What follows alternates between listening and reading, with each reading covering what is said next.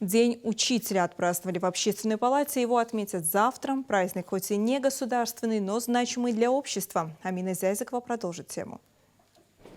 Учитель – это сердце школы. В офисе Общественной палаты республики отпраздновать свой профессиональный праздник собрались лучшие педагоги из разных школ республики. В адрес собравшихся прозвучало много теплых слов.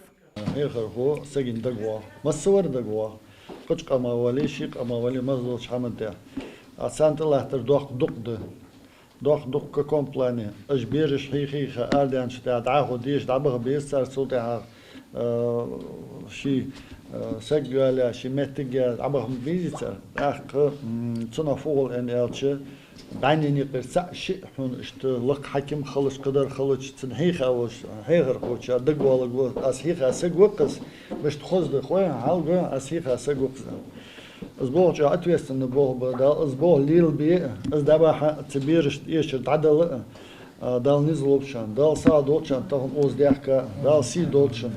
Исторической предпосылкой для учреждения Дня учителя стала состоявшаяся 5 октября 1966 года в Париже специальная межправительственная конференция о статусе преподавателей, в результате которой представителями ЮНЕСКО и Международной организации труда был подписан документ рекомендаций, касающиеся статуса учителей.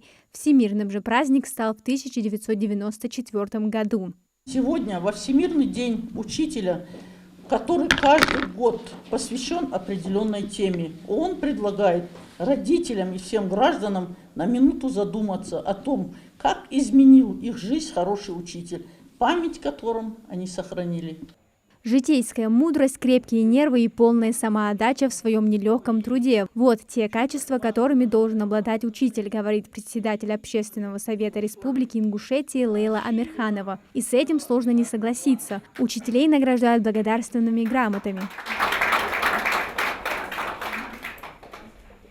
Праздник не является государственным выходным днем, но педагоги к этому уже привыкли. Роза Яндиева эту профессию выбрала много лет назад и ни разу об этом не пожалела. Карьеру строила поэтапно, работала всегда с душой. Преподаватель второй Карабулакской школы поздравила своих коллег с профессиональным праздником. Желаю вам крепкого здоровья. Пусть ваши ученики вас радуют.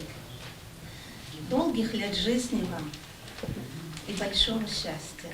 Первый преподаватель инклюзивного класса Южного федерального округа. Свою карьеру Малика Албагачиева начала так давно, что уже и не назовет точных дат. А вот первый день работы в республиканском инклюзивном классе помнит отлично. Каждому своему ученику она относится с большим трепетом. Это не просто профессия, а практически смысл жизни, признается учитель.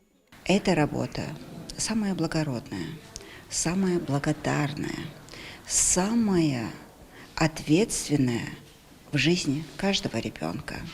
Ведь мы закладываем фундамент.